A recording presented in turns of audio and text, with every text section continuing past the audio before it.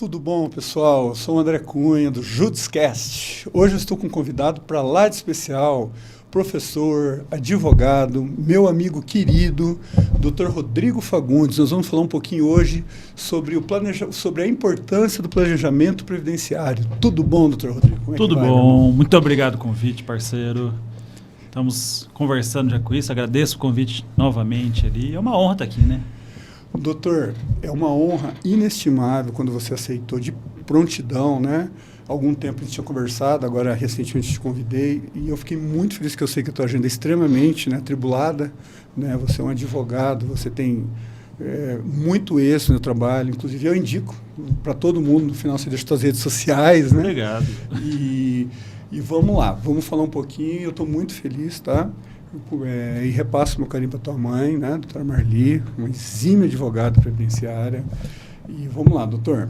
Vamos seguir o roteiro, né, porque previdenciário, gente, não é minha área, né, por isso que eu chamo especialistas para esclarecer, tirando um pouco o juridiquês, para ajudar as pessoas a entender um pouco mais do direito de uma forma simplificada, e hoje o Dr. Rodrigo Fagundes é especialista em explicar para as pessoas, porque ele trata pessoas normais, né, doutor, todo santo dia, que são seus clientes, de tendo que ter um linguajar mais tranquilo, né? Exatamente. Eu brinco assim, previdenciário você tem... O pessoal antigamente até num tom pejorativo falava muito que o previdenciário era os dois opostos, porque você atende cliente muito simples, muitas das vezes, e também atende profissionais faixas mais altas, salariais, médicos, advogados, empresários, né, como um todo ali, né? Você faz o combo completo, assim, digamos assim. Todo mundo tem direito à aposentadoria em via de regra, né? Vamos dizer assim. Exato.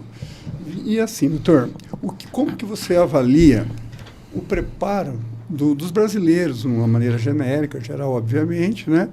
O que eles pensam da aposentadoria, se eles pensam nisso, se eles fazem um planejamento, qual é a sua avaliação dos brasileiros perante esse... Vamos lá, doutor, assim, a gente pensando, o brasileiro em si como um todo não tem cultura de se planejar. Esse é o problema nosso de uma forma geral, seja financeiramente, seja num plano de vida, no que você quer fazer da sua vida, seja profissionalmente e principalmente na aposentadoria, que seria meio que a junção de todos esses pontos, né? Eu brinco muito, assim, até uma frase que a gente estava conversando hoje mais cedo, era que o tempo é um fator mais relevante. Não adianta você chegar no final da vida, teve uma vida inteira de hábitos ruins, que você vai chegar e falar, agora se eu mudar meu hábito agora, com 70 anos, vai resolver alguma coisa? Não. Se você tem alguma coisa que faz um hábito que é prejudicial à tua saúde a vida toda, não vai ser parar depois de um tempo que vai melhorar. Você vai diminuir alguma coisa, mas não vai consertar o tempo que já passou. O tempo não recupera, né? E essas pessoas, doutor, que deixam para pensar nisso mais tarde, quais são os erros mais comuns, quais são as dúvidas deles, quais são as necessidades mais comuns quando aparecem, né, esses casos? Vamos lá. Quais são os erros mais comuns? Primeira situação de que acaba não se planejando, acaba não pensando nisso. A gente tem uma cultura de pagar menos imposto possível, buscar sempre o mais barato.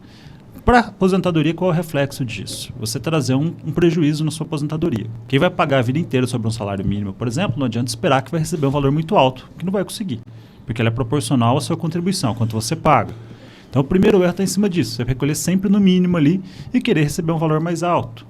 A gente tem casos de pessoas que chegam lá e falam, o que eu faço com o salário mínimo hoje? Não paga nem minhas despesas básicas, não paga um plano de saúde, dependendo da pessoa, da família, um condomínio, uma água, uma luz, uma despesa básica ali de casa, dependendo do seu padrão de vida. Outro ponto é você ficar refém da situação. Então, quando você chega no final da vida e vai pensar nisso, é a situação que está ali. Fala, eu já tenho 30 anos, 40 anos de contribuição aqui escrito. Primeira situação, pode ter sido mal escrito. Então, você não vai ter que aceitar aquela escolha. Então, pode ser um valor baixo. Pode ser aquele tempo que você não recolheu, pode demorar mais um tempo para você receber. Como também pode ser, a gente depara às vezes com um profissional que ele já podia ter aposentado há 5, 6 anos, 7 anos. Me leva a pensar, doutor, por exemplo, um autônomo. Vou pegar um exemplo, um médico. Tinha ali, durante a sua atividade, ganhava ali seus 30, 40 mil, não sei. Um caso hipotético. Sim. Tá? E aí se aposenta e começa a ganhar um salário mínimo, que não dá para pagar nem um condomínio. Isso existe? Então, assim, vamos pensar numa situação. O cara que vai receber um salário mínimo, um médico, por exemplo. A pessoa tem um salário mínimo de 30, 40 mil reais e vem uma renda de 1.500, dá mais ou menos 5% da renda dele. É um valor expressivo? Depende. Normalmente o pessoal tem um gasto muito alto. Quem tem um salário mais alto acaba gastando também. Então acaba sendo um valor muito proporcional que não ajuda 5% da despesa, não é tua margem de erro. Não é uma coisa que vai fazer uma diferença efetiva no teu orçamento. Então, assim, acaba sendo insignificante aquele valor e gera mais uma descrença também na aposentadoria. Daí a gente faz as coisas a vida inteira errada e fala, não, a aposentadoria não funciona. Então não é bem assim, também tem que ver qual a sua relação com isso. Entendi. Então você quer dizer que o médico, por exemplo, que teve uma renda altíssima, ele pode cair no erro de quando aposentar. Exatamente. Então uma aposentadoria que não paga nem mesmo o condomínio, né? Exatamente. Tá. E assim, a primeira pergunta que a gente conversou hoje foi sobre a preparação dos brasileiros, para a aposentadoria e tal, e a educação é, infelizmente, extremamente baixa nesse sentido. Mas antes da reforma e depois da reforma previdenciária, aumentou as consultorias jurídicas, a procura? Então, a gente tem algum impacto? dois movimentos. Quando estava no processo de transição, ali em 2019, então se falou muito ao longo do ano sobre a reforma, que ia ter reforma, que estava sendo discutido, que estava sendo aprovado. Então, gera um interesse, gera mídia e as pessoas acabam procurando por essa situação. Então, como está na mídia, ele lembra, poxa, eu tenho minha aposentadoria, eu vou ver antes que mude a regra. E depois acaba, primeiro transição ali, como foi em novembro, então a gente teve aqueles meses de dezembro, janeiro, que também é um mês que o pessoal acaba procurando. Eu brinco assim, muito pessoal volta de férias e fala, agora como que eu fico nessas férias aqui, me aposento? E entendi. Agora, assim, as pessoas que têm trabalhos informais, tá? Quais são as opções previdenciárias para esse tipo de gente, que são informais mesmo, sim, né? sim. Que não tem que vamos colocar assim, primeira situação, está informal provavelmente estaria errado ali no ponto de vista técnico-jurídico, né? Teria o quê? Então deveria, se está trabalhando, você teria que ter fazendo recolhimento. Hoje a gente tem algumas opções. A primeira delas é o MEI, que você pode recolher, tem uma taxa reduzida ali que pode ser feito. Tem que tomar cuidado, já que não é todos os benefícios que está de acordo com o MEI, não é todos os benefícios que ele tem direito, e algumas regras específicas. Então, quem recolhe, por exemplo, 5% tem que ser comprovado baixa renda, tem que estar escrito no CRAS para estar certinha a contribuição. Outra situação é o facultativo, que não é exatamente para quem não trabalha, para quem está informal, mas é o exemplo do caso da dona de casa ou de quem estuda, por exemplo. A gente encontra colegas da área de direito, a pessoa trabalhou um tempo, falou, vou parar para estudar para um concurso, mas eu quero manter contribuindo. É o facultativo, é quem não trabalha, que não exerce atividade remunerada no termo da lei, né? Então, assim, a pessoa não trabalha, dona de casa, que não tem um trabalho fora, que não recebe um salário propriamente dito, quem está estudando. Alguns casos a gente encontra algumas outras atividades que a pessoa também se afasta e fica ali naquele tempo. É uma forma de manter essa proteção durante esse período. E depois é o próprio autônomo, né? O contribuinte individual ali como um todo, que é uma opção de pagar. Certo. E é possível regularizar, depois de um tempo, a pessoa que está trabalhando informal, uma pessoa que está sem registro, depois de um certo tempo, ela formalizar tudo, o tempo que já trabalhou, porém sem o registro, né? Pode. Existem algumas possibilidades que você pode fazer isso. Só que assim, tem que ser pensado com muito cuidado. Por quê? Primeira situação é que você não vai contá-la para os requisitos, para carência, para cumprir os requisitos necessários para a aposentadoria. Você vai contar no tempo final, mas não conta como carência. Dito isso, o segundo ponto que tem que levar em conta é que você vai pagar ele com juros e com correção monetária ao longo do tempo, já que você não recolheu no tempo certo. Fora o processo de reconhecimento, fora o processo que vai demandar que você tem que fazer a comprovação disso, então vai ter mais reconhecimento. Então fica um valor bem maior do que o valor originário. Então, sim, pode ser feito? Alguns casos podem, mas vai sair muito mais caro, muito mais barato você pagar durante o momento e mais correto, até porque ele vai contar todos os requisitos. Mas, assim, alguns casos acaba sendo vantajoso. O brasileiro, né, como a gente já mencionou, né, quais são os principais riscos? Acredito que deve ser muito comum isso, atrasar muito, deixar de pagar, né, a contribuição, os atrasos, né? Quais são os principais riscos dos atrasos? Vamos lá. Primeiro ponto dos atrasos depende de quanto tempo, logicamente, né? Você vai estar atrasado neles. Mas em alguns casos ele pode não contar para carência, ou seja, não conta como requisito do benefício. Ele vai contar lá para o fator previdenciário no final da fórmula para ver quanto você vai receber, mas não vai contar ali durante sua contribuição. Segundo, até o risco de você perder um benefício, um auxílio-doença, alguma coisa. Se você ficar um período muito grande, que você perca sua qualidade de segurado, que é o tempo que você está protegido pelo INSS ali, você pode deixar de receber um benefício, como, por exemplo, um auxílio-doença, uma licença maternidade. Em alguns casos, você pode acabar tendo, saindo fora dessa linha e acaba não recebendo esse benefício por conta de uma contribuição atrasada, algumas contribuições atrasadas, né? Certo. E assim, a previdência privada, quanto que você sugere investir? Como que funciona a previdência privada em regra, né? O investimento para a pessoa que tem essa opção, né? Vamos lá. Previdência privada, ela vem com o nome de previdência complementar, porque a ideia é complementar o que é obrigatório do INSS. Ou seja, se você trabalha, a não ser que você seja servidor público, vai ter um fundo próprio, você vai ter uma previdência complementar. Você pode usar além a previdência complementar. Alguns casos são vantajosos. Alguns deles, por exemplo, que a gente pode citar. Quando a empresa contribuir, dependendo se você trabalha numa empresa que tem uma ajuda. Então, por exemplo, você deposita R$100 na sua previdência, a empresa vai lá e coloca mais 100 ou mais 200. É muito comum algumas empresas, principalmente as maiores, fazer essa complementação no fundo de previdenciário. Então, é uma situação que é vantajoso. Você vai fazer uma poupança e a empresa vai te ajudar a fazer uma poupança maior. Segunda situação, dependendo da modalidade que você escolhe, é imposto de renda que você pode abater. Então, você pode deduzir 12% da base de cálculo do imposto de renda. Então, é uma opção de manobra tributária em cima disso. E outra opção também para o lado tributário é o quê?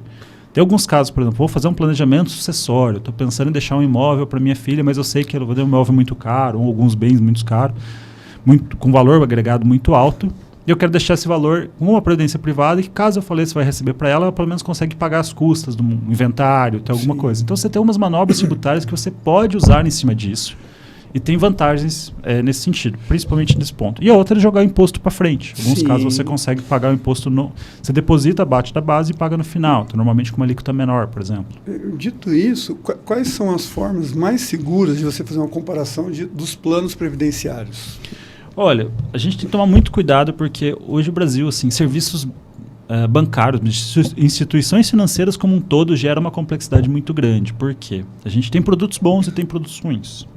Igual a gente fala, quando fala em investimentos, a gente sabe que tem algumas coisas que é ofertado só para... É só benefício de quem vende, não de quem compra. Então, assim, primeira coisa, procure seus... Eu brinco muito assim, que, antes de você procurar, se você tem um órgão de classe, a própria OAB tem, OAB Prev, procure seu órgão de classe, veja se não tem um fundo de previdência que normalmente costuma ser vantajoso, porque é gerido por instituições sem fins lucrativos. Então, tendem a ter taxas menores. Não significa que seja um bom sinal, mas é um primeiro indicativo de taxas menores ao longo do projeto ali, ao longo do seu projeto de vida. Mas compare instituições, procure instituições que sejam sólidas. Então, a gente volta e meia encontra uma instituição financeira fechando, falindo, decretando falência ali, né, como todo. Então, escolha instituições seguras, procure instituições que tenham renome, que tenham histórico em cima disso, que tenham uma longevidade, né, principalmente, já que a gente fala de 30, 40, 50 anos de plano, e compare muito as taxas. Não é raro a gente encontrar que tem taxas que beiram ser abusivas, por mais que não sejam decretadas por lei, mas é um valor que consome boa parte da tua renda. Sim. A gente encontrava, tempos atrás, previdências que você depositava, ele comia 20%, 30% do valor que você depositava como taxa. Olha só. Você falou de previdência complementar. E veio me pensar, eu como um tributarista, né, que joguei muito tempo nessa área, se existe algum tipo de incentivo fiscal para quem opta por essa previdência complementar. Tem. Dependendo da forma que você escolha das duas modalidades, PGBL e VGBL, basicamente ele tem uma que você pode abater a sua base de imposto de renda. Ou seja, o dinheiro que você depositou lá, ele tira da base de cálculo do seu imposto de renda do ano corrente, né, que você vai declarar, e vai ser jogado para frente. Então, dependendo da faixa que você pegar, vamos supor que esteja acima da faixa alta, em vez de pagar 27,5%, você aplica esse dinheiro e você pode resgatar ela hoje com uma taxa de 15%, por exemplo, lá na frente com o valor corrigido, e você vai recolher ele proporcionalmente, né? Vai fazendo retirada mensal, por exemplo, ou dependendo da forma que você escolhe o resgate. Mas você dilui esse imposto. Então, lógico, a regra de investimentos em geral, acima de 10 anos, é 15%, né? Isso antes da reforma. Sim. Então, assim, vale lembrar que tem a reforma, provavelmente terá alterações, mas existe essa vantagem que provavelmente deve ser mantido ao longo da transição. E como que agora, com a reforma, é claro, não sei que tem a regra de transição, mas assim, qual é a regra do cálculo agora para a Previdência? Hoje a gente fala em via de regra de 65 anos, mas pelo menos 15 a 20 anos de trabalho, dependendo se homem ou mulher, 62 anos para mulher, né, 65 para o homem, é regra meio que universal. Então a gente soma. Que antes a gente não tinha, a gente tinha regras separadas, que era ou só a idade, que lógico tinha um requisito mínimo de trabalho, e tinha aposentadoria por tempo de contribuição. Agora a gente forma uma regra híbrida, que a gente fala, né? Junta as duas opções e tem a obrigação de ter os dois.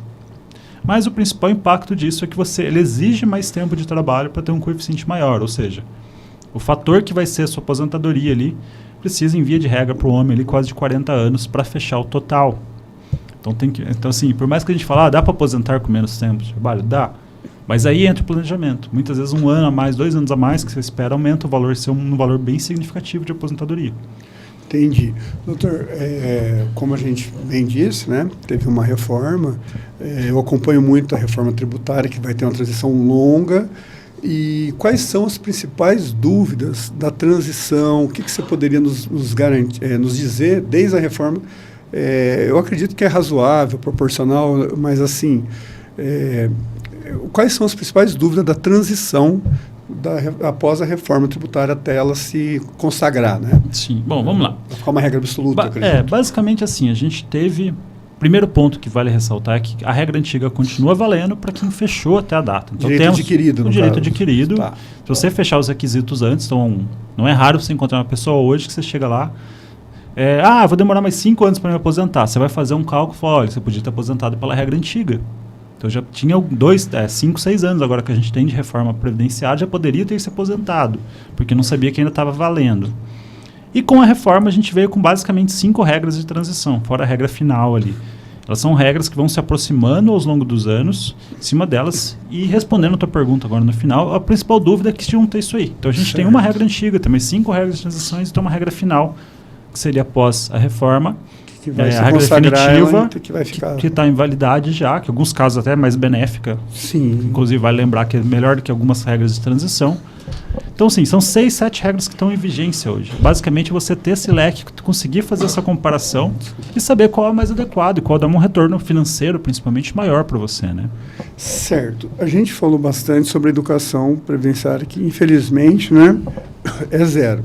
Mas qual o tipo de orientação que você daria para os jovens, né, que ainda têm o tempo todo para fazer um planejamento e tal, levando em consideração, né, que... Como você disse, as mídias teve um grande boom, né, por causa da reforma. As pessoas também estão ficando um pouco mais porque as mídias, a divulgação. Mas, assim, da tua parte profissional, com expertise no ramo, o que você diria para os jovens? Eu brinco assim, o diagnóstico nosso, a gente sempre fala, eu sempre brinco muito com a história do tempo. Então, assim, com um médico, você tem que fazer um check-up todo ano. Tem que ir lá, veja como está a sua saúde, faça isso com a sua previdência. Entra no site do INSS, no aplicativo, hoje que tem o celular... Entra no aplicativo e vê se está certinho. Vê se o trabalho que você está registrado, se está pagando certinho, se não está com indicador, se está fazendo seus depósitos certinho, se está sendo recolhido, se o seu salário está certo. E vai acompanhando. Algumas profissões, empresários, autônomos, você tem uma certa flexibilidade no sentido que você pode escolher quanto você vai declarar de prolabore. Então você tem uma flexibilidade, vou pagar mais, vou pagar menos. Dependendo, se for tributaria, você sabe. Vamos jogar mais aqui como distribuição de lucros, não, vamos aumentar a retirada de prolabore, ou tem regras do que pode, do que não pode ser feito, né? Estou falando bem por cima. Então, assim, faça esse planejamento e vai acompanhando. Uma pessoa de 20 anos vai conseguir mudar pouca coisa em relação ao futuro dela. Mas se você conseguir acompanhando, você vai garantir que está certo. Certo. Vou me aposentar? Tem os documentos, por exemplo, também, para quem trabalha, dependendo da área que você trabalha com atividade especial, trabalha em área hospitalar, por exemplo, olha, sai de uma empresa, guarda os laudos, pede os laudos para guardar, porque você vai precisar disso na sua aposentadoria. E já que a gente falou de jovens, existe uma idade ideal? Você sugere para começar a contribuir? Não existe? Tem alguma regra nesse sentido? Assim, a regra é quando você começar a trabalhar.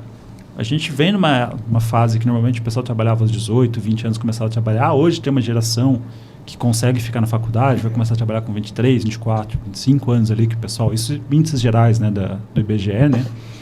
Você vê a idade mínima que o pessoal está entrando no mercado de trabalho aumentando um pouquinho por conta disso, vai fazer uma faculdade, às vezes algumas pessoas conseguem fazer uma faculdade sem, ou faz um estágio, né, que não vai ter o registro propriamente dito, mas tende a aumentar um pouquinho a idade. Mas assim, o ideal é que você comece a pagar o quanto antes. É que a gente está falando de tempo, quanto você conseguir pagar é mais vantajoso. Em via de regra, o peso do tempo é elevado. Se a gente está falando de trabalhar 40 anos de carteira registrada, se a gente começar a trabalhar para o homem, né?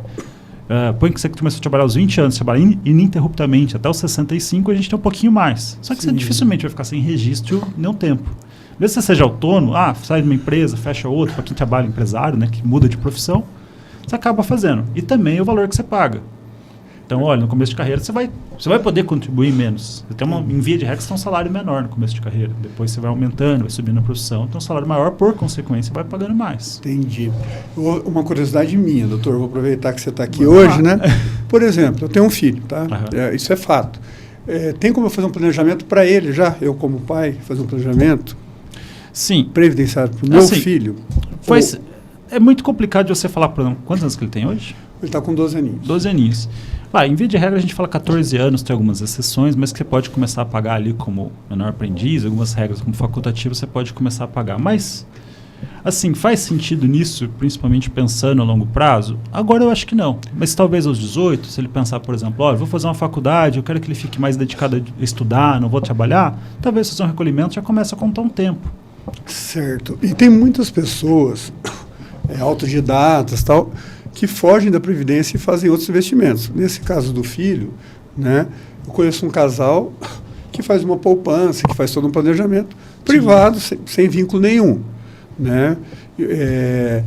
Para as pessoas que não optam pela Previdência e querem fazer uma garantia ou imobiliária ou de alguma outra forma, o que você sugere, comparando esse tipo de pensamento, né? De pessoas autodidatas, que compram lá durante o trabalho, investem em imóveis para depois viver de aluguel, né? Os proventos de aluguéis, ou algum caso, bolsa de valores, ou algum outro tipo de investimentos, justamente para ter uma garantia, para ter uma condição de vida, uma dignidade humana, né? Com a melhor idade. O que você pensa em relação a isso e se você tem alguma crítica em relação a isso? Não, assim, eu acho muito legal. É uma coisa que pode ser feita, por exemplo, no caso do seu filho. Às vezes ele não paga. Começa a fazer um investimento ali. Mas tem algumas situações. Vamos colocar assim. Primeiro lá, se você estiver trabalhando no mercado de trabalho ou for empresário, enfim, diferente da forma de registro, a não ser que seja servidor público, você tem que estar vinculado ao INSS. O trabalhador no Brasil, salvo quem tem um regime próprio, vai ser registrado no INSS. Então é obrigatório. Brinca assim, a gente não tem muita escolha em cima disso. Você tem escolha de fazer isso ser benéfico para você ou não. Segundo ponto, só fazer uma ressalva, que acho que eu não falei aqui, que o INSS eu brinco muito que é igual ao seguro. Por mais que você não precise dele, talvez você vá usar só para aposentadoria, ele tem outras funções. Tem um caso do auxílio acidente, você sofreu um acidente e ficar com uma sequela. Caso você venha a se machucar e não puder trabalhar, tem um auxílio doença, para as mulheres principalmente, né? Não que não tenha para os homens, mas tem auxílio maternidade, que sempre pesa mais para a mulher. No caso de um falecimento, caso você venha faltar, por exemplo, seu filho, você deixa uma pensão por morte, não vai resolver a sua falta, mas vocês ajudam financeiramente. Sim. E por fim, vamos dizer assim, tudo correu bem, você cumpriu a sua jornada ao longo da vida, você vai chegar no final, vai ter uma aposentadoria. Mas em relação aos investimentos, que você me perguntou, é legal, o único problema assim, é o tipo de investimento. A gente risco. Eu não digo risco, assim, no sentido... O problema é que a gente tem muito serviço ruim no mercado. Isso é verdade. Então você vai, às vezes, o seu gerente de banco indica um produto mais ou menos porque ele ganha uma comissão melhor. A gente viu recentemente uma instituição financeira grande com vários investimentos dando negativo, o pessoal perdendo dinheiro, que era uma famosa por vender documentos que tinha comissão para os vendedores, mas dando um produto para o cliente horrível, tanto que deu negativo, perderam dinheiro ali. Sim. Então, assim... Para quem estuda, para quem sabe o que está fazendo, é uma boa opção. Eu tenho uma parte de previdência complementar, tenho outros investimentos e sempre... Eu brinco que a aposentadoria é um leque. Você vai ter o INSS de um lado, quanto mais renda, lógico, você vai ter mais fontes. Você vai ter uma casinha alugada ali para ter uma renda extra. Você vai ter um investimento no banco que vai te dar um rendimento. Você pode ter uma outra frente de negócio. A gente volta e meia encontra colegas, principalmente advogados, né, que tem outra frente de negócio. Então, o cara tem uma segunda atividade profissional, tem um restaurante, tem um empreendimento de qualquer natureza, ou a esposa toca, que ele acaba ajudando. Então você traz esse conjunto e vai formando. Vai não depender só de uma fonte de renda. Isso como regra geral de investimento, você divide, né? Aquela famosa história, não guardar todos os ovos na mesma sacolinha. Né? Exatamente, você tem chance. Assim, por mais que eu não acredite que o INSS vai quebrar, vai fechar do jeito que o pessoal fala assim, eu brinco muito em relação ao SUS, né? Você pode falar o que for, diferente de opinião. Durante a pandemia, por exemplo, o SUS segurou as pontas. Bem ou mal, segurou. Sim. A gente vê em relação a outros países que não têm um SUS, funciona, o SUS é ruim e tal, mas no fim é ele que vai segurar. Verdade. O INSS é a mesma coisa. Arranca o INSS, quanto que diminui o PIB do Brasil? Vai ser brusco. Então 20%, mais ou menos, a população depende do INSS. Então assim... você pode mudar a forma, posso tirar um valor mais alto, posso colocar uma renda universal, outras formas de benefícios, mas ele não vai deixar de existir. Pelo menos uma garantia vai fazer. Tudo bem, aí não vai cobrir minhas despesas totais. Mas você tem outras fontes de renda. Uma previdência complementar, tem um investimento financeiro, tem um aluguel, enfim. É interessante. Mas se fosse por opção um ou outro, que é óbvio que é um caso que não existe, que eu estou falando, Sim. né? É um caso fantasioso, né? Mas assim, se fosse para escolher um ou outro, eu acredito na questão risco que a Previdência seria mais segura. Não sei se eu poderia afirmar isso também. Eu acho assim, eu acho que o governo não vai deixar o INSS fechar as portas, falir igual está tendo. Vai ter mudanças, provavelmente terão mais mudanças. Se a gente falar isso num plano de 30, 40 anos, isso é mundial, não é só nosso. Por várias coisas, assim, até ressalvo. A gente já tinha um artigo meu antigo que eu falava sobre isso, que a gente fez junto com o economista fazendo os cálculos melhores explicados. Mas boa parte é porque o INSS foi tirado o dinheiro. Porque ele deveria... Quando você faz uma previdência complementar, pensa uma coisa. Você pega seu dinheiro e deposita lá por 30 anos, vamos fazer uma conta simplista, e depois você retira ele. O INSS, por mais que o regime não seja esse, que é quem está pagando para alguém receber, ele tinha lucro uma época. O que aconteceu com esse lucro? Foi tirado, foi gastado em outras coisas. Copa do Mundo, Olimpíadas, teve dinheiro que foi tirado do fundo, os fundos que seriam reserva previdenciária. E lógico, se você tirar a parte quando está dando lucro, vai chegar uma hora que vai dar negativo, vai se inverter a pirâmide. Então, assim, o que a gente ia fazer em 100 anos, a gente adiantou para, sei lá, 20 anos. Agora não lembro exatamente os cálculos. Sim, eu como tributarista, posso te garantir, dinheiro não falta, porque a gente é o país que mais contribui no mundo. Né? A gente tem uma carga tributária que a gente paga aos trabalhadores imensa. Então, dinheiro é questão de boa vontade. Eu não acredito, por ser tributarista, o SUS, o INSS ter falência é questão de administração e boa vontade. Porque dinheiro a gente paga e paga muito. Né? A gente paga aí, cada produto que a gente compra, aí, no mínimo 60% de tributos. Né? E esse tributo vai em algum lugar. Né? A gente sabe que a gente está numa polêmica política, de má administrações, isso já vem historicamente, né? Mas assim, vamos lá, aquele cara que trabalha por conta própria e quer ter uma segurança previdenciária, quais são os maiores desafios desse trabalhador por conta própria? Vamos lá, quem trabalha por conta própria, a gente tem alguns, quando a gente fala em aposentadoria, principalmente falando do INSS, o primeiro impasse é que normalmente ele vai na intenção de fazer, quero pagar o mínimo possível de imposto. Que vai ser a orientação, então pague sobre o salário mínimo, você não consegue pagar mínimo, ou paga a alíquota mínima ali sobre baixa renda. Aí começa o primeiro impasse. Então, assim, não adianta, até um meme no meio do previdenciário, assim, não adianta você pagar a vida inteira com um salário mínimo e esperar que vai receber o teto, que é o valor máximo que o INSS paga. Não tem milagre que possa ser feito. Entendi.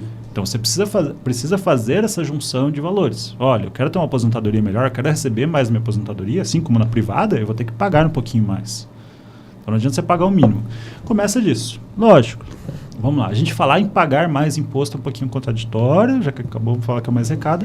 Mas é contributivo. Você tem que pagar para receber de volta. Exatamente.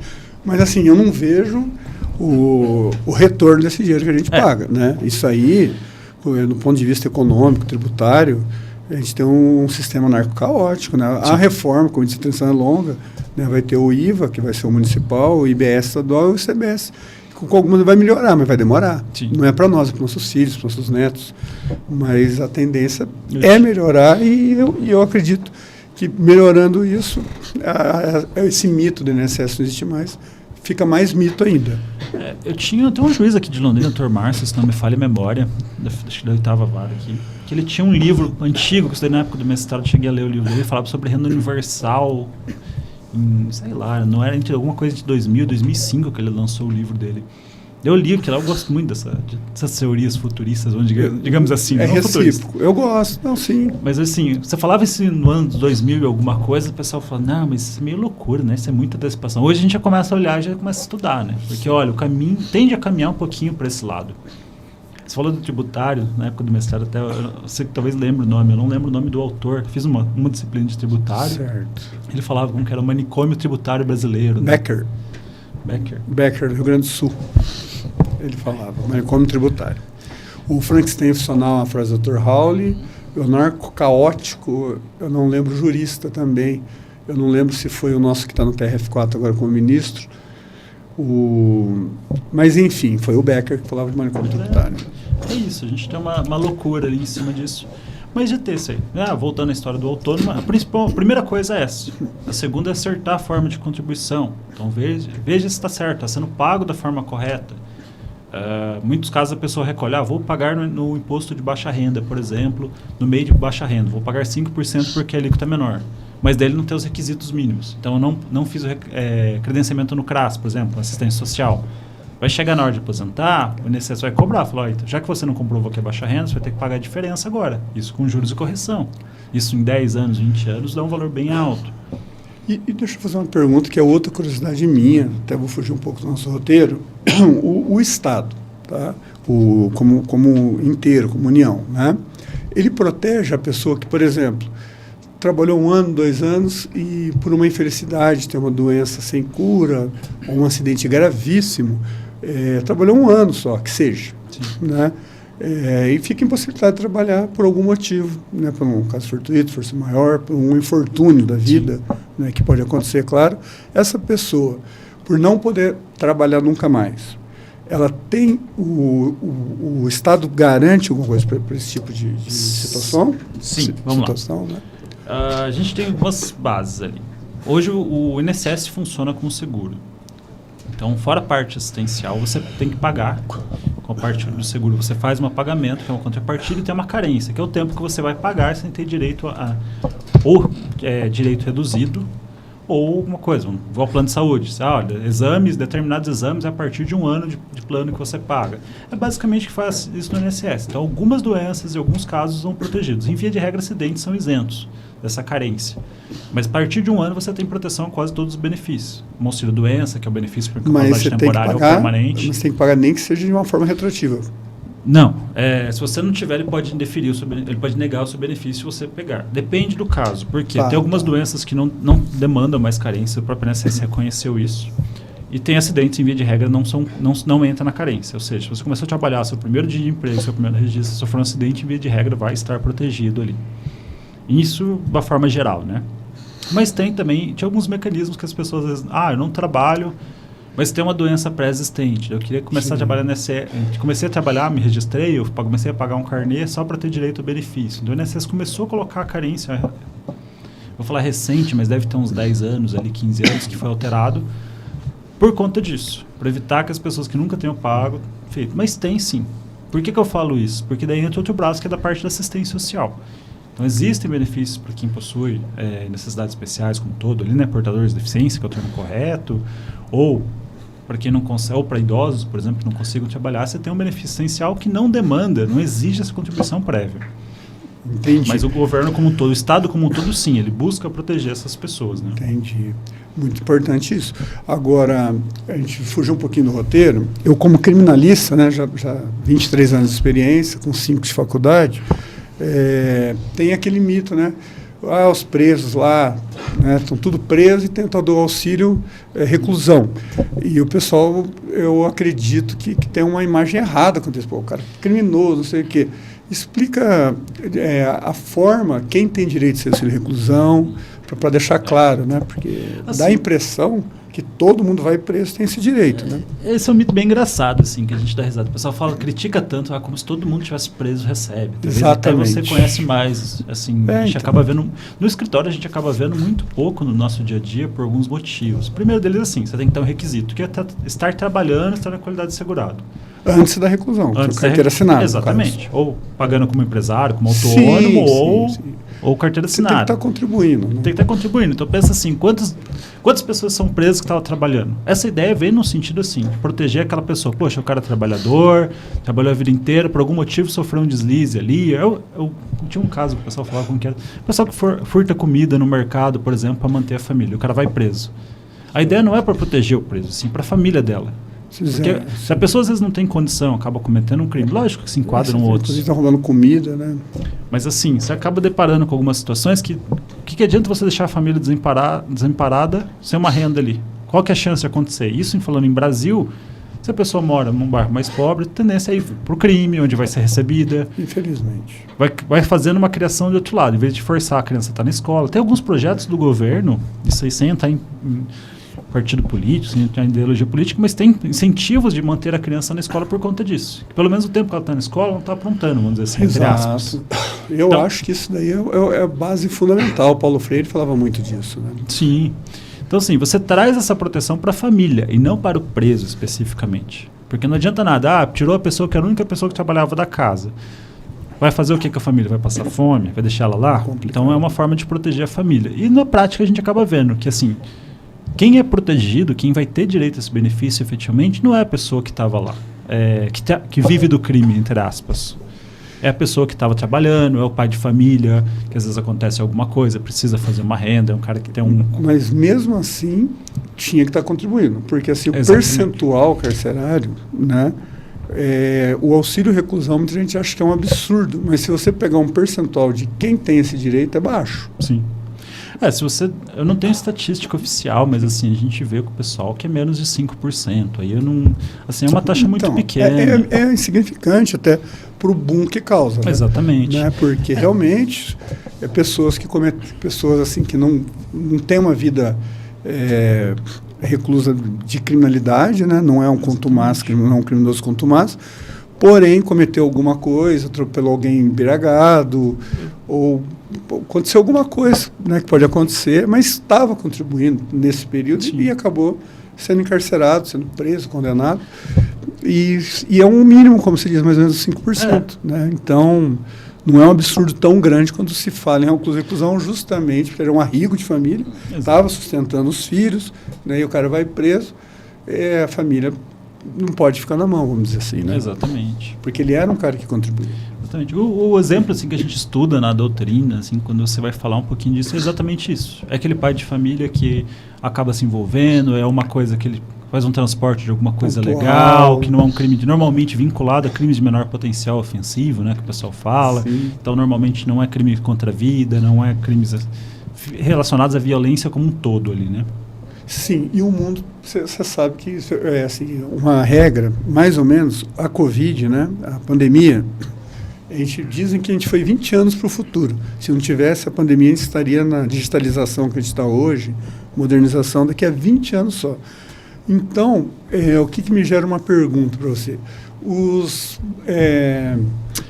As pessoas que trabalham em aplicativos, freelancer, eles devem ter o direito à previdência. Tem alguma regra para eles específica? Como que funciona isso? Em via de regra, não. Assim, em via de regra, o mais comum é a gente encontrar. Primeiro, o pessoal a gente encontra na prática, infelizmente, muita gente sem contribuir, o que tecnicamente está errado, né?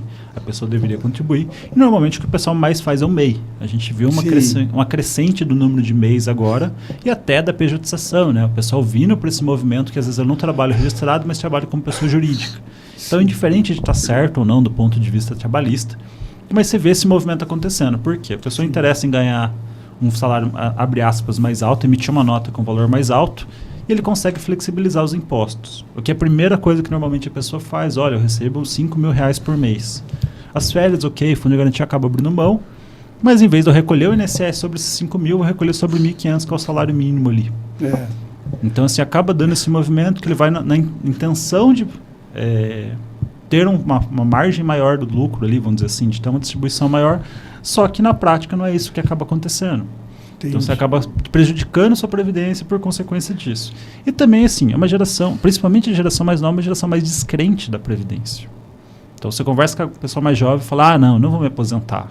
Sim. Ou não vou precisar do INSS, ainda tem aquela crença, não, vou ter rendas, vou fazer investimentos, vou viver só de renda, tudo mais, e outras situações que eles acabam ignorando a previdência. Até... Eu acredito que deve aparecer muito no escritório do doutor, inclusive, aquela pessoa que está extremamente desorganizada a vida dele previdenciária. Qual é o primeiro passo de uma pessoa que chega no seu escritório que você auxilia para reestruturar, organizar, ou se existe essa possibilidade também? Sim. Bom, vamos lá. Assim, o mais comum é a pessoa chegar e nunca ter visto nada. Ela, escutei uma notícia, um amigo meu, um colega de faculdade, da mesma época que me aposentou, fui ver se tem direito. Então, assim, vamos lá. Primeira situação que eu brinco é fazer um diagnóstico da situação. Isso você pode fazer sozinho, entra no site do meu INSS, entra no aplicativo lá, você pode entrar no aplicativo sozinho com sua senha do Gov, né? Abre, tira o seu extrato, que é o CNIS, que a gente chama, que é o extrato de contribuições, veja se todos os seus trabalhos que estiveram lá. CNIS é Cadastro Nacional de Informações Sociais. Sociais. Então você entra lá, veja se está tudo correto, se está tudo lançado lá, se todos os seus salários estão corretos. Assim, agora, quem é fruto do E-Social, né, que tem alguns, eu não sei quantos anos, 5, 10 anos que tem o E-Social na parte trabalhista, está vindo mais correto. A gente vê essa unificação de dados acabou funcionando, então a gente vê informações melhores vindo para o sistema. Mas quem tem mais que isso de mercado de trabalho, você que já estava ali, é normal de ter. Eu tinha 2 NITs, por exemplo. Então volta e meia você olha, tinha um pedaço da minha contribuição que não estava constando aqui. Por quê? Você vai ver tinha outro registro ali no seu nome. Então é um fato. Assim, é tranquilo de resolver, você pode ir lá e pode pedir a unificação dos cadastros. Mas o fato de você ir acompanhando são fases que você vai eliminando, vai diminuindo o seu processo, que vai chegar na hora da sua aposentadoria e vai ser melhor. Então entre, confirma o seu processo, se os registros estão corretos, se está tudo sendo pago, se está sendo pago de forma correta, se não tem nenhum indicador se foi pago em atraso ou foi errado. Então, dito isso, você falou do CNIS, né? Mas quais são os principais documentos que é necessário para a reorganização previdenciária? O primeiro deles é o CNIS, que vai saber se o INSS tem as informações que estão certas. Dito isso, para quem tem a carteira de trabalho impressa, principalmente, né? Eu brinco que a geração mais nova não tem nem pedindo, mas eu tenho também. Tem, tá lá. O pessoal mais novo, eu já vi, tem uma geração que não tem nem carteira mais impressa, até digital. Tem um celular. Então, assim, entre lá no site, entre no CNIS, veja se está batendo com a tua carteira impressa. Se você é autônomo, veja se a tua contribuição, os carnezinhos que você pagou de preferência, se puder guardar eles, tente guardar. Vocês estão batendo. E para quem tem mais tempo, os documentos das empresas. Aí vai de cada um, por exemplo. Quem trabalhou em área hospitalar ou que tem algum agente de insalubridade ou periculosidade, peça os laudos da empresa quando sair, por exemplo, que é mais fácil você achar uma empresa no momento que você está se desligando dela do que 20 anos depois. Exatamente. Até porque muitas empresas não vão estar lá depois de 20 anos, vão mudar as condições, enfim, o laudo vai estar diferente. Mas peça os laudos de insalubridade para você guardar. Profissões para quem trabalha nessas áreas, né? Guarde provas que você trabalha, tem desde fotos, hoje é mais fácil de conseguir, mas a gente já juntou, por exemplo, fotos em processo, fotos antigas, digitalizadas, colegas de trabalho, comprovações, quem trabalha com atividade especial, vamos, por exemplo, vigilante, segurança, o pessoal tem que fazer um curso para isso, então guarde seus certificados. A gente fala assim, parece óbvio, mas a gente depara com muita gente que não sequer tem um certificado guardado. Olha, o que mais tem, infelizmente. Eu, na minha área também, existe documentação. Prova documental é a melhor prova que tem, né? E é muito raro, porque as pessoas perdem, né? E eu vou aproveitar que você está aqui, antes de deixar suas alegações finais, porque eu acompanho o teu canal, acho maravilhoso, né? E eu vi lá, né, que uma mulher grávida pode ter dois salários de maternidade, né? Exatamente. Explica aí para o pessoal, porque eu achei extremamente interessante. Sim, agora uma tese que está vindo bem recente vamos lá, vamos colocar a primeira situação. Quem tem direito a 2 salários de maternidade? Volta e meia a gente encontra profissionais, tem áreas que é mais comum, mas você tem que trabalhar com mais de um vínculo. Quem trabalha na área de saúde, por exemplo, quem trabalha na área hospitalar é muito comum, trabalha em 2, 3 hospitais, sim, ou é vinculado a uma clínica particular, mais um hospital, ou advogados, olha, eu sou advogado, eu dou aula numa faculdade X e dou aula na faculdade Y, uma particular e uma pública. Então você consegue juntar esses vínculos e fazer a comprovação, e fazer o pedido delas e receber sim, no caso do auxílio maternidade 2 ali. E assim, lembrando que em alguns casos pode sim ser passado para o homem, caso não tenha a mãe recebendo, seja o homem que acompanha, por algum motivo não venha a falecer, por exemplo, alguns casos nesse sentido. Exemplificando, né? Pode sim ter alguns casos que o homem também pode receber isso aí. Até o homem? Exatamente. Eu vi, perdão, desculpa, viu? Eu vi que pelo teu vídeo lá, você falou que o requisito mais importante é ter 2 trabalhos. Exatamente. Não é possível ter um salário e receber 2, isso aí já seria ilógico. Aí até, é fraude. Né? Aí é fraude, simulação, sei lá. E você falou da área médica, né? Também eu vi um vídeo teu sobre pessoas que trabalham em hospitais, em ambulatórios, em ambulâncias, enfim, que tem contato direto com os pacientes. Tem direito a uma aposentadoria especial? Tem algum diferencial? Exatamente, tem. Assim, a gente é muito comum de falar, o pessoal acredita às vezes que, olha, só quem trabalha diretamente, normalmente médicos, enfermeiros, tem contato com o paciente ali próximo, né, mais próximo, assim que a gente vê, vamos dizer assim, como eu posso dizer, é mais direto o contato deles, que a gente fala que eles têm de aposentadoria especial. Mas se você pegar, por exemplo, na época da Covid foi muito claro isso, né? Que você via que tinha todo o corpo hospitalar que trabalhava junto. Isso desde administrativo, zeladoria, recepção, segurança. Você acaba vendo profissionais que você fala, não tem contato direto, mas você está no mesmo ambiente, você está respirando. Vírus, né? É vírus, é bactéria, são contatos que estão ali no meio. E até outros profissionais. Pessoal de, às vezes, nutrição, vai servir uma refeição no quarto, vai cobrir uma coisa. Fisioterapia, que tem um contato físico com o paciente. Odontologia, quem trabalha dentro de hospital, por exemplo, também não é muito comum, mas é uma profissão que existe, tem bastante gente que trabalha nisso, não é tão falado, né? Então, assim, todo mundo que tem contato direto com o paciente, que está com ele mesmo. A gente viu na pandemia, eu brinco assim, na pandemia você conseguiu ver isso. Quem tinha esse contato, tinha esse risco de pegar, porque tem contato agentes biológicos. Isso de uma forma geral. Então, você tem direito à aposentadoria especial para todas as pessoas. Aí, cabe fazer a comprovação delas. Agora, eu, como leigo, vou perguntar. O que seria uma aposentadoria normal e uma aposentadoria especial? Vamos lá. Aposentadoria especial. Acho que as pessoas, muita gente fala em especial, normal, mas não sabe muito bem. O que nem é uma aposentadoria, idade. A aposentadoria normal, basicamente, é o que todo mundo tem direito. Tá. A gente brinca assim, no conceito antigo era aquele de retirar para os seus aposentos. Quando você deixava de trabalhar, ia se aposentar. Você, Sim. A origem do termo era retirar para os seus aposentos, né? Ir para os seus aposentos. Mas basicamente hoje primeiro que a gente muda esse conceito. Então, hoje a pessoa dificilmente você vê a pessoa que fala de aposentar e parar de trabalhar efetivamente. Entendi. Então, assim, fica até uma ideia para quem for fazer isso aí, de pensar, fazendo esse planejamento. Poxa, a gente volta meio enquanto que o pessoal que antes era muito comum a gente ver, por exemplo, nossos avós, não, quero me aposentar, quero morar na praia, quero morar perto do mar. Isso. Então a gente encontra essas deixas também. Desculpa. A gente encontra essas deixas também, mas a gente pode ver essas situações de você se planejar. Para que lado você quer ir quando você se aposentar. Porque hoje não existe mais, por exemplo, um advogado, um ministro, por exemplo, aposenta com 60 anos, 75 obrigatório, se não falha a memória, Compulsório, né? Compulsório. Mas muitas vezes ele não deixa de trabalhar. Dá o período legal, eu vou abrir um escritório, vou trabalhar de uma outra forma.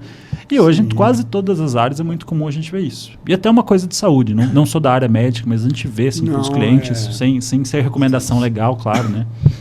Mas é uma situação que a gente vê, que principalmente o homem que não tende a sair de casa. Assim, a gente brinca com o pessoal. Você vê a excursão, normalmente é mulher que vai. Sim. É difícil você ver homem mais velho fazendo. O cara quer ficar em casa sentado e vem e vai parando. Então, assim, se puder se manter ocupado, vai ter outra ocupação, seja pelo lado financeiro, que muitas vezes não consegue se manter só com a aposentadoria, mas é pelo fato de estar se mantendo ativo, de estar ocupando a cabeça, de ter uma atividade, de ter, abre aspas, uma preocupação ali, né? Mas, acho que eu fugi da pergunta agora. Eu perguntei a mais diferença de uma aposentadoria normal e aí o que seria uma aposentadoria especial? Exatamente. Seria menos tempo, menos ocupação? A aposentadoria especial é para quem? Vamos explicar do contrário. Especial por quê? Porque a pessoa colocou em risco a saúde ou a integridade física. Isso conforme a lei. O que é isso? É a pessoa que trabalha a gente. Você concorda comigo que o frentista que trabalha no posto de gasolina, ele está o dia inteiro do lado no risco de uma explosão? Com certeza, até o cara que trabalha na conveniência, inclusive. Exatamente, quem está lá dentro na área de raio. Constantemente. Você concorda com o eletricista de alta tensão, principalmente, né? Uma errada dele... Morre. Acabou. Isso é o risco à vida. O segurança, o vigilante, né? Todas as categorias ali, o pessoal que trabalha nessas áreas. E também tem o caso que trabalha, por exemplo, o cara que trabalha da indústria. Olha, você vai trabalhar do lado dessa máquina que tem um ruído excessivo aqui. Insalubridade. Olha, você não vai ficar surdo se você trabalhar aqui 8 horas. Só que você pega isso ao longo de 20 anos, você vai fazendo a audiometria dele, você vai ver que vai caindo. Um motorista, que acho que, se não me engano é obrigatório agora fazer, você vai fazendo as análises dele ao longo dos anos, você vai ver que ele vai perdendo a audição aos poucos, porque trabalhava com motor. Mas ele não vai me matar, mas ele vai dar danos à sua saúde. E por isso a ideia é o quê? Traz uma aposentadoria diferenciada e tirar a pessoa dessa atividade. Então, olha, uma forma de eu compensar, você vai trabalhar exposto a risco, já que a gente não pode mudar isso.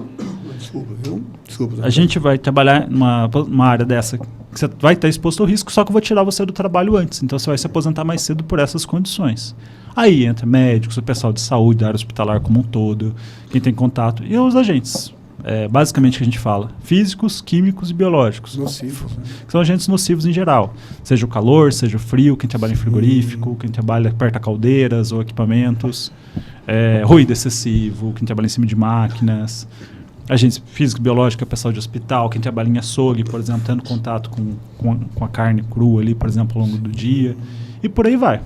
Eu penso muito na principiologia. Eu estudo muito princípios. E eu vejo tudo que você falou agora que vem lá de trás, já da razoabilidade, proporcionalidade. Ou seja, o cara vai trabalhar menos para não ter danos maiores e proporcional ao que não vai ter dano. É uma coisa extremamente lógica, até, né? Assim, não é um benefício, é uma coisa lógica, porque o cara, para não ficar surdo, ele vai trabalhar menos tempo para poupar a saúde dele. Né? A Constituição protege a saúde. Né? Sim, e assim, apesar de alguns autores criticarem, se a gente vê o pessoal... Tinha um professor meu, né, que ele falava que era jabuticaba brasileira, porque não tem dessa forma nos outros países. Porque um dos motivos que o pessoal critica a aposentadoria especial é que, em vez de forçar as empresas a se preocupar em diminuir os danos à saúde, ela aposenta mais cedo. Em vez de se proteger, evitar o dano... Paradoxo, né? Mas tem coisa que não existe. Área de saúde, você usa máscara? Usa luva de proteção? Usa. Eliminou o risco de pegar uma doença com contato com o paciente? Não. Tem coisas que são natureza da atividade. Possível, né? Tem coisa que é impossível. Mas é basicamente nisso. É essa linha de pensamento, de você acaba compensando a pessoa, já que você tem um dano ali na saúde dela, o risco à saúde, né? Agora sim, gente, nós estamos chegando meio que ao final, né? Nossa, eu acompanho o canal do Dr. Rodrigo. É um canal extremamente que eu vou sugerir todo mundo. O Instagram dele é Dr. Rodrigo Fagundes. Nosset. Oi? Rodrigo Fagundes Nosset. Rodrigo Fagundes Nosset. Nosset. Eu acompanho, né? Ou seja, estamos chegando no final por causa do tempo mesmo, mas assim, tem muita coisa lá que não foi falada aqui hoje.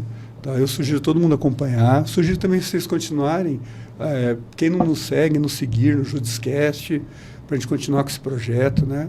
E trazer mais informações para as pessoas, de uma forma de tentar contribuir de uma maneira social. E eu vou deixar agora o doutor Rodrigo, né, que é a última pergunta do roteiro, na verdade não é uma pergunta, é a mensagem que ele vai deixar para vocês e as alegações finais dele, fazer uma síntese, né, de tudo que foi dito hoje, sobre o planejamento tributário, que é o nosso tema de hoje, né, a importância do planejamento, a dica que ele vai dar para vocês aí, e com certeza vai ser uma dica valiosa. Bom, vamos lá. Acho que, em resumo, veja, não deixe acompanhado, não deixe a sua vida como um todo abandonada. Então, acompanhe, entre no site do INSS, não tem custo, você vai lá, confere seus documentos, gasta um tempinho, vamos dizer assim, e vai acompanhando. Igual a gente brinca com saúde, com planejamento financeiro, com qualquer área da sua vida, aproveite o tempo que você tem, que é o maior aliado seu numa projeção, numa programação financeira, principalmente, né? A gente fala sempre na aposentadoria, mas o benefício que ela vai trazer financeiramente para você é o que vai mudar lá na frente. Então aproveite, acompanhe, cuide disso ao longo dos passar dos anos. Um pouquinho que você faz por ano ali, você já acompanha e já consegue ter um resultado muito diferente lá na frente. Entendi. Gente, eu agradeço muito, doutor. Estou muito feliz. Vou te convidar de novo, tá? Porque eu vi que tem muita coisa, né? E não é minha área, né?